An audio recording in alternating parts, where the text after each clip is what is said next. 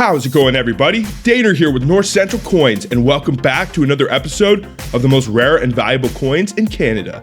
Today we're going to be discussing one of the most valuable Canadian quarters from the year 1993 that you may have had no idea even existed. Because this coin only has a few known examples, its value is only exceeded by its rarity. And in this video, we will explore the historical context surrounding the production of this incredible piece of Canadian numismatic history. Additionally, we will discuss the distinguishing and identifying features, its significance among collectors, and also its potential value if you were ever to find a legitimate example. Before I do get into this, I would really appreciate if you guys would smash that thumbs up, subscribe if you're new, and also ring that bell notification so you can stay up to date with my new content as it is being released. Also, make sure to stay to the end of the video if you would like to find out how much you could get for this coin if you were ever to find one. And then without further ado, what do you say we get right into it and discuss the 1993 Canadian Mule Quarter?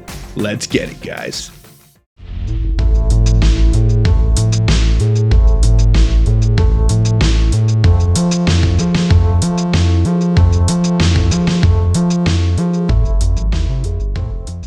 The Canadian quarter, or 25-cent coin, is a small circular coin with a reeded edge that is now composed of nickel-plated steel and silver in color. The coin's official name, according to the Royal Canadian Mint, is the 25-cent piece, although people typically refer to it as a quarter instead, just like they would an American quarter. It is also referred to as a caribou or 30 sous in Canadian French. Currently, the Royal Canadian Mint's facility in Winnipeg, Manitoba is where the 25-cent coin is now produced for circulation. Recently, up to 2 billion Canadian circulation coins were struck each year at the Mint's facility in Winnipeg. While the effigy of the reigning monarch has appeared on every Canadian coin produced by the Mint since 1908, reverse designs have changed considerably over the years. The Mint often introduces new commemorative designs that celebrate Canada's history, culture, and values. Now, before we get into the 1993 Mule Quarter, I thought I would give you guys some interesting facts you may not have known about the Canadian Quarter. To commemorate Canada's 60th birthday, the release of the first commemorative coin was actually planned for 1927. J.A.H. MacDonald won a competition to design the 25-cent coin. However, the Mint did not choose to use the winning entry.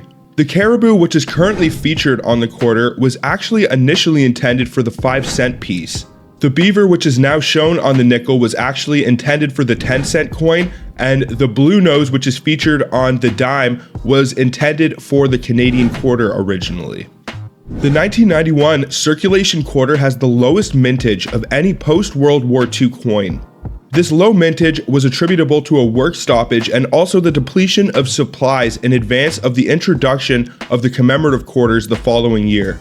Only 459,000 Canadian 1991 quarters, including collector sets and proofs, were actually struck. In 1997 and 1998, no Canadian quarters were actually put into circulation. Only 525,257 quarters were produced in the year 1997. Only 395,617 were manufactured in 1998. None of them were released as common copies, instead they were all released as collector sets or proofs. The design of the caribou on the 25-cent coins dates back to 1936, when the Canadian government changed the designs on the reverse side of coins in response to a change in the sovereign's appearance on circulation coinage. Emmanuel Hahn, a Canadian artist, created the caribou pattern, which was first used in the year 1937. It was briefly substituted in certain years, including 1967 for the 100th anniversary of Canada, where the reverse of the coin featured a Canada lynx or bobcat, and also in 1973 for the 100th anniversary of the Northwest Mounted Police, which featured an RCMP officer on a horse for the reverse, 1992 for Canada's 125th anniversary, and also in the years 1999 and 2000 for the Millennium Coin Program's winning designs. When the Mint issued the 12 commemorative coins in the year 1992 to mark the 125th anniversary of the Confederation, there was one design for each province and territory that had existed in Canada at that time. These actually served as the basis for the 1999 to 2008 US 50-state quarters initiative. Each quarter featured a different image on the reverse, which featured a unique design representing each province or territory. Now let's briefly discuss mule coins. A mule coin is not some exotic coin from a faraway nation, rather it is a coin that has a peculiar minting fault that makes it extremely unique. Imagine holding a coin that on the face looks to be of one given denomination, but then when you turn it over, the message is entirely different on the other side. It's similar to having a coin that actually serves two purposes. These coins are the result of a mix-up where mismatched dies were used to strike the coin. The term mule actually refers to the fact that these coins are hybrids like a mule or donkey, combining elements from two different coin designs. It's as if the minting process took an unexpected turn, creating an incredible numismatic oddity. One of the most famous examples of Canadian mule coins comes from the Canadian Paralympic series, where the wheelchair curling coin is muled with the obverse of regular Olympic issue quarters. Instead of having the Paralympic privy, the wheelchair curling coin will have the Olympic privy on the obverse of the coin. This unique combination of designs adds a level of intrigue and collectability to these mule coins. And usually whenever there are unexpected twists in the minting process, it will create a fascinating numismatic anomaly that will attract both coin enthusiasts and collectors alike. Now, even though the wheelchair curling mule is an incredibly rare quarter that can be worth some decent money today, we are actually here to discuss the 1993 mule. Now, to understand how this coin came into existence, we first have to go back into the year 1991. There was actually a strike at the Canadian Mint, and as I previously mentioned, they had a shortage of supplies. The following year, there was a high demand for coin production to make up for the previous time lost. Tasked with the issuance and release of 12 different designs for the 1992 provincial series, the Canadian Mint was most likely overburdened, and there were several notable errors and variations that you can look for in this date range. But due to all this commotion, it would seem that a few 1993 Canadian quarter reverse pieces were accidentally paired with the obverse dies from the previous year.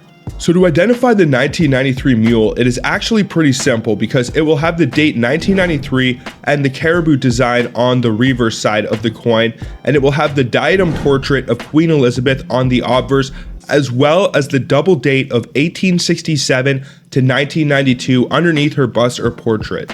This is the result of a mix-up where one of the employees most likely forgot to take one of the dies out of the presses from the previous year or run. Either way, this quality control mix-up has opened up the coin heavens and rained down a nice holy grail piece for us to look for.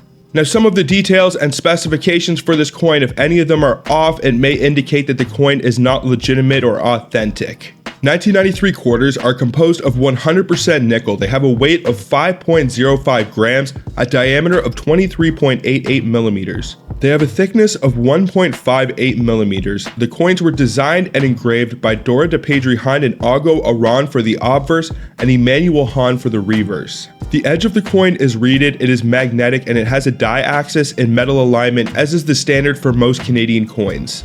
Now, something important to note is if you were to discover a 1993 Canadian mule quarter, it would most likely be out of a proof set from the year 1993. If you do send one of these away to be graded, it will get the PL attribution, meaning that most of these 1993 mules, if not all of them, are probably coming out of 1993 proof sets, but that doesn't mean that you have a 0% chance of finding one of them in the wild. Some of them may have made their way out into circulation. You never know with a coin like this, especially when it is a mule and an heir like the 1993 mule. Now, if you were to send one of these away to be graded by PCGS, it would get a PL attribution, not the MS or not the SP.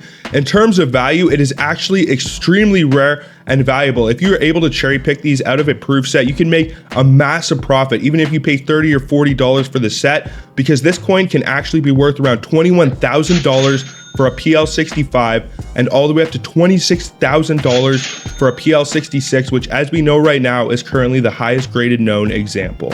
So this is a Canadian coin that is pushing the $30,000 mark, and the great thing about it is it is fairly modern. A lot of the time when it comes to Canadian proof sets, people like to cherry pick out the 1991 and 1992 sets. In the year 1992, they actually released a special issue caribou quarter with the double date 1867 to 1992 on the reverse of the coin, and you can only get those quarters out of proof sets. So a lot of the time people like to buy the proof sets so they can get that special caribou quarter. So most likely these 1993 sets probably fly under the radar, and you might be able to get a good deal on one.